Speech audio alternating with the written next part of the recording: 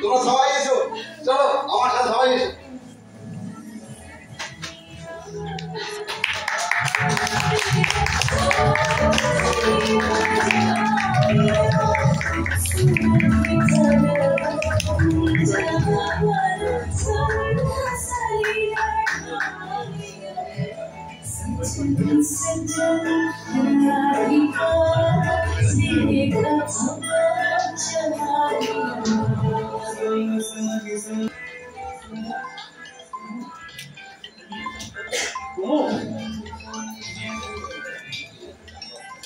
তুমি এসেছো?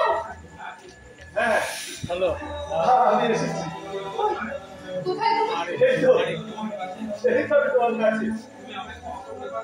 তুমি আমার কল করতে পারো না? এসব কথা শোনাও পাখি। একটা মহাপাতকের কাছ থেকে তোমার দাদা আমাকে রক্ষা করেছে।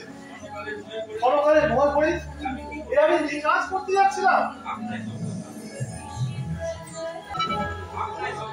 আপনি এসব কথা না বলেও যে শান্তি পাচ্ছিলাম।